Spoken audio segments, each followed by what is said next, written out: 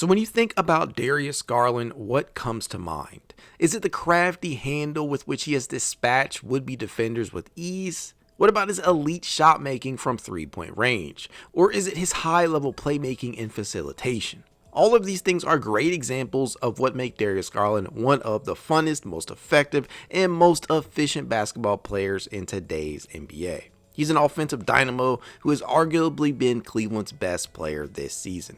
That much is clear, and it's a huge reason why our boy got to represent the Cavs at this year's All-Star Weekend. But what isn't so widely known or understood has been just how effective Darius Garland has been on the defensive side of the ball, an area that hasn't always been kind to the Vanderbilt product. Garland has come such a long way in that regard, and it's honestly begun to show on both the stat sheet and on the film. But before we do a deep dive into just how effective he has been during the 2024-25 season, do your boy a favor and smash that like button, subscribe to keep the Cavs coverage coming, and hit that notification bell so you never miss out on a beat. Alrighty, let's dive in. So the Cleveland Cavaliers defense as a whole grades as one of the 10 best in basketball, carrying a defensive rating of 111.5 on the 2024-25 season.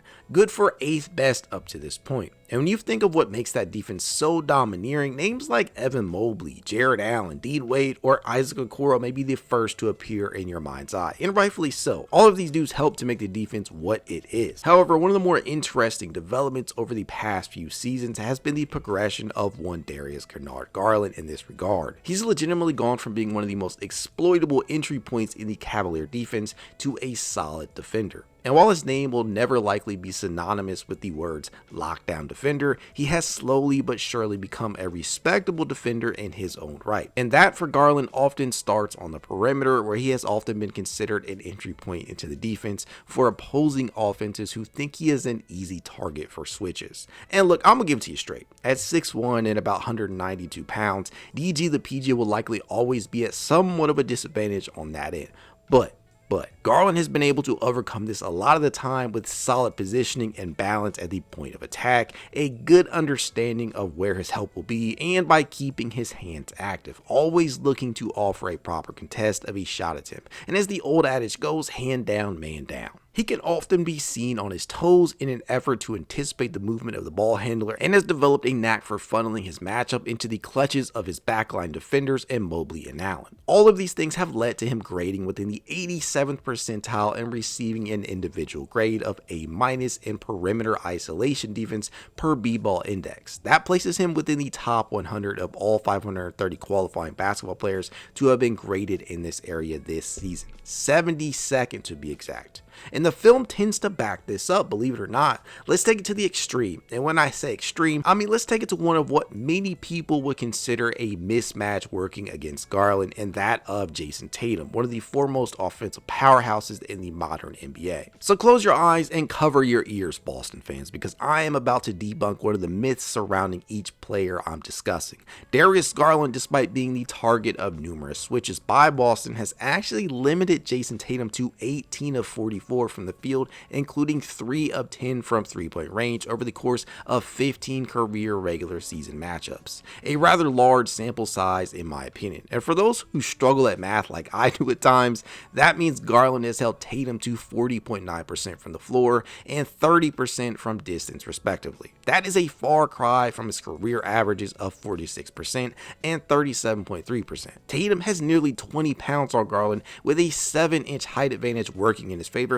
yet Garland has often made Tatum work for every bucket he gets when operating as his primary defender. Garland deserves a ton of credit for centering his gravity, taking the contact, and extending his arms upward, all the while using the rule of verticality without failing to make most shot attempts difficult. What we have often seen in these Boston-Cleveland matchups has been Tatum isoing DG, clearing space, and attempting to drive by him. It's rarely worked as of late, as Tatum has either been blocked at the rim by the bigs or whiffed on the shot. And look, I'll keep it transparent, because this is typically the spot in the video where someone will comment, well Mac, DG got beat and Tatum just missed the shot, or Tatum just takes difficult shots. And to that I'd say watch more closely.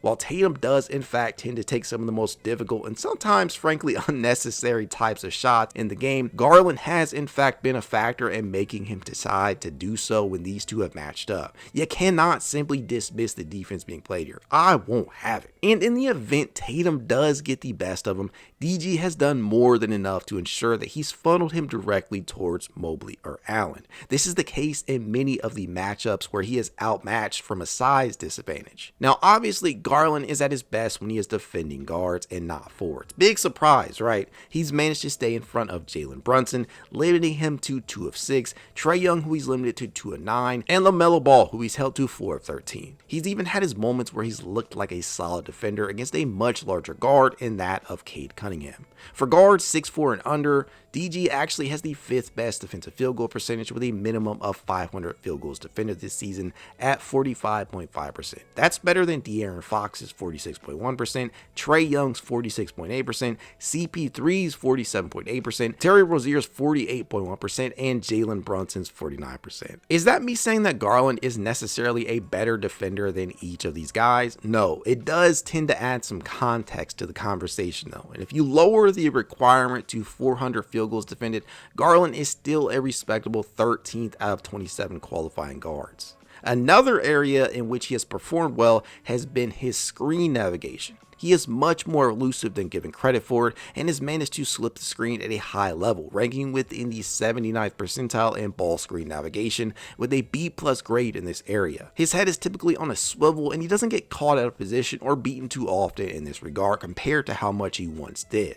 He has anticipated them, used his body to fight through the contact, and has generally had a good feel for when to go under or over the screen depending upon the situation. He's used his angles as needed and knows his enemy more often than not, whether it's a slower footed big man or smaller, quicker guard. His footwork has been pivotal in allowing him to navigate myriad ball screens throughout the duration of games. This is when his lateral movement is often on full display. He's been perhaps even better as an off-ball chaser, where he's in the 100th percentile, ranking 2nd out of 522 qualifying players and receiving an A+ grade. Garland tends to track his assignments quite well without the ball in their hands, a skill that he has had to hone over the years, no doubt. He has never been seen as much of a pickpocket, never rating higher than the 67th percentile in any one season so far, but he's active enough with his hands to force opposing ball handlers into some tough situations, including turnovers. Likewise, he's never been considered elite at playing the passing lanes,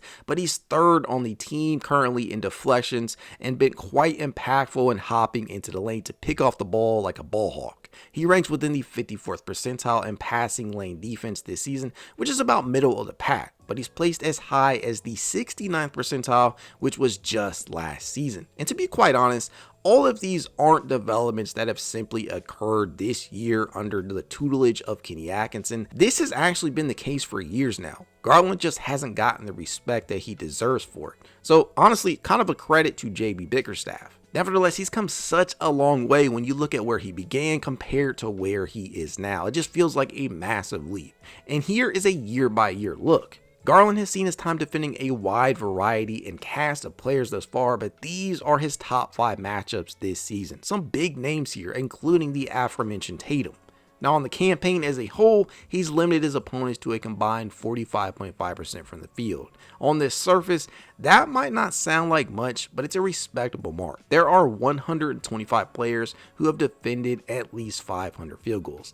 Garland ranks 42nd among that bunch, ahead of players like Jaylen Brown and Dillon Brooks. He may not be handling the opposition's toughest perimeter option, but by virtue of being the starting point guard for one of the best teams in basketball, Garland must often face tough matchups. After all, the point guard position is littered with talent right now. You cannot hide DG most nights, and frankly, it's become less and less of a concern as he has become a respectable defender over the years. Again, he will be at a size disadvantage more often than not, but as long as he gives his all on that end and offsets whatever deficiencies he is seeding with his offensive firepower, he's a valuable asset no matter the matchup.